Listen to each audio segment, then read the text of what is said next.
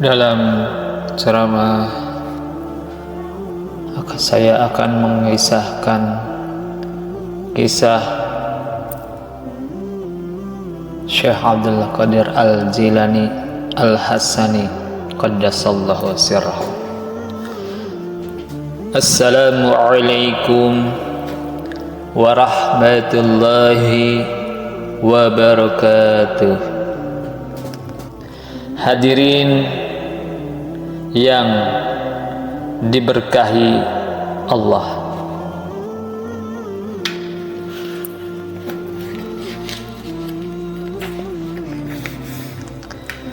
sejarah singkat Syekh Abdul Qadir Al-Jilani dimulai. Kita akan membahas nama lengkap Syekh Abdul Qadir Al-Jilani. Nama lengkap beliau adalah Abu Muhammad Abdul Qadir bin Abi Shalih Musa Janki Dausat bin Abdullah Al-Jilani. Beliau dilahirkan pada tanggal 1 Ramadan, yaitu bertepatan dengan 471 Hijriah atau 1049 Masehi. Desa Jilan, Tabaristan terletak di Sungai Dijlah. Tepatnya letaknya dari kota Baghdad ditempuh sehari perjalanan. Sekarang sudah memisahkan diri dari Tabaristan. Silsilah beliau bersambung dengan baginda Rasulullah sallallahu alaihi wasallam dari Sayyidah Fatimah radhiyallahu an dan Sayyidina Ali bin Abi Thalib radhiyallahu an, khalifah keempat dari Khulafaur Rasyidin. Selengkapnya adalah Abu Muhammad Abdul Qadir bin Abi Shalih Musa bin Abdullah bin Yahya Az-Zahid bin Muhammad bin Daud bin Musa bin Abdillah bin Musa Al-Jawad bin Abdullah Al-Mahdi bin Hasan bin Sayyidah Fatimah binti Rasulullah sallallahu alaihi wasallam. Sedang silsilah dari jalur ibu adalah Syekh Abdul Qadir Al-Jilani bin Sayyidah Fatimah binti Abdullah bin Abu Jamaluddin bin Tahir bin Abdullah bin Kamaluddin Isa bin Muhammad Al-Jawad bin Said Ali Ar-Ridha bin Musa Al-Khadim bin Said Ja'far Sadiq bin Said Muhammad Al-Bakir bin Said Jainul Abidin bin Said Husain bin Sayyidina Ali bin Abi Thalib bin Abdul Muttalib bin Hashim bin Abadi Manaf bin Qusay bin Kilab bin Murrah bin Ka'ab bin Lu'ay bin Ghalib bin Fahr bin Malik bin Nadara bin Kidanah bin Huzaimah bin Mudrikah bin Ilyas bin Mudar bin Nazar bin Ma'ad bin Adnan bin Adi bin Adad bin Hamiyasa bin Salaman bin Binta bin Sahel bin Jamal bin Haidar bin Ismail alaihi salam Nabi Allah bin Nabiullah Ibrahim alaihi salam Khalilullah, bapaknya para nabi dan Rasul sallallahu alaihi wasallam. Semenjak lahir, Syekh Abdul Qadir Al-Jilani sudah menunjukkan tanda-tanda keistimewaan luar biasa dibanding bayi lain pada umumnya. Saat kelahirannya, lebih tepatnya beliau lahir tepat awal bulan Ramadan, di mana umat Islam sedang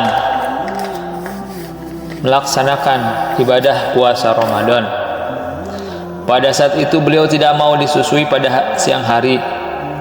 Nah, barulah pada saat orang-orang sudah mulai berbuka puasa, tibanya salat maghrib, barulah beliau Syekh Abdul Qadir merengek-rengek minta disusui oleh ibunya. Beliau tergolong pemuda yang cerdas, pendiam, berbudi pekerti luhur, penurut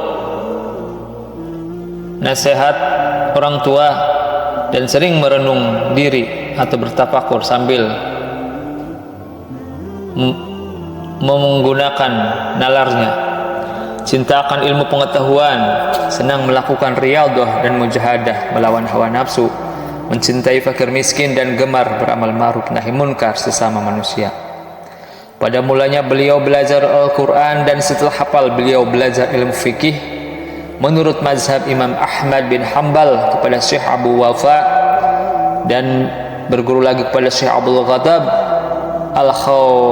Al-Khalwazani dalam bidang sastra dan bahasa Arab. Beliau belajar kepada Abu Husain Abu Ya'la dalam bidang tasawuf, belajar kepada Syekh Ahmad Ad-Dibas dan Syekh Ibnu Sa'id Al-Mubarak, dan masih banyak lagi guru-guru Syekh Abdul Qadir Al-Jilani. Hadirin yang diberkahi Allah, dalam menurut ilmu beliau tidak hanya pada satu atau dua orang guru, namun beliau juga banyak belajar pada beberapa orang guru, sehingga beliau mengembara ke berbagai negara Islam seperti negara Persia, atau kalau lebih sekarang ini lebih Iran, negara Irak, Mesir, Jazirah Arab, dan akhirnya menetap di Baghdad.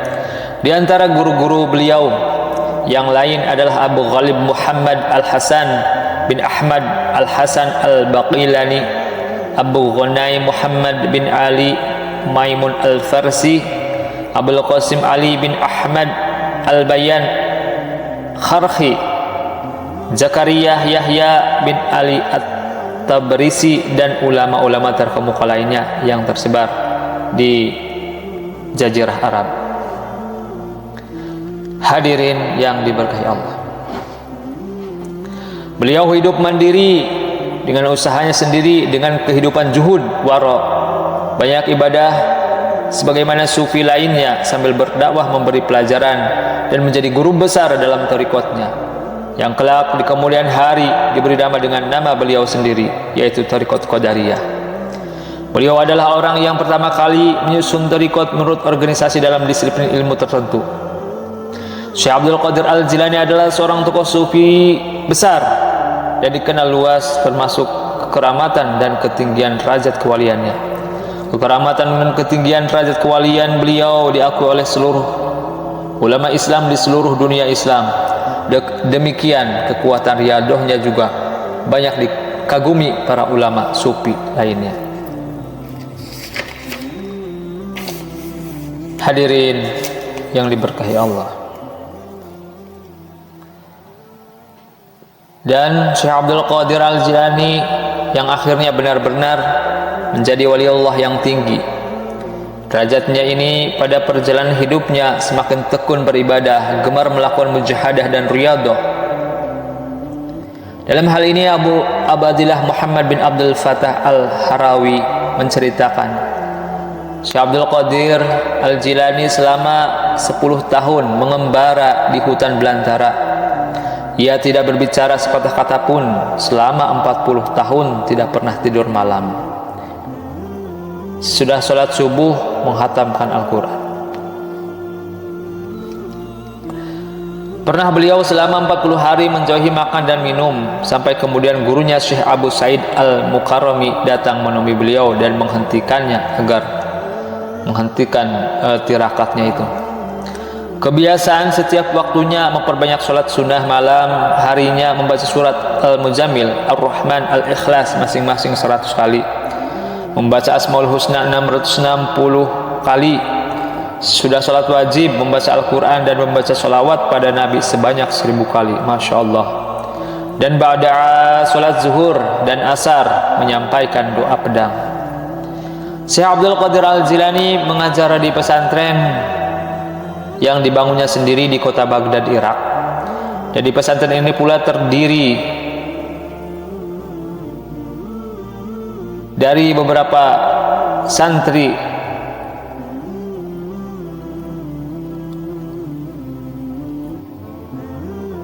yang pusat kegiatannya mereka melakukan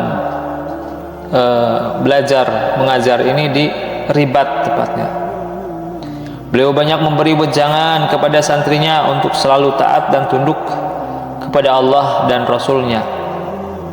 Dan di antara fatwa Syekh Abdul Qadir Al-Jilani antara lain. Yang pertama, janganlah kamu membangkang dan membuat bid'ah. Bersabarlah atas segala apa yang terjadi dan apa yang akan terjadi dengan ridho dan ikhlas menerimanya. Karena semua yang terjadi itu adalah atas kehendak Allah dan menyatukan diri dengan kehendak Allah itu. Amanat yang kedua, bukalah mata jasmani dan mata hatimu lebar-lebar terhadap dunia yang selalu mengecoh. Hadapi dengan menghilangkan hawa nafsu, jangan dibiarkan ajakannya, dan bawa ke arah pengabdian diri kepada Allah SWT. Berikutnya, yang nomor 3, kalau engkau ditimpa musibah, jangan dirintangi musibah itu dengan doa untuk menolaknya. Jangan engkau enggan dan berkeluh kesah untuk menerimanya. Terima semua itu untuk ditingkatkan ke jenjang dekat diri kepada Allah. Dan demikian juga sebaiknya bila engkau menerima berbagai nikmat dan karunia, jangan lupa dan mengingat diri.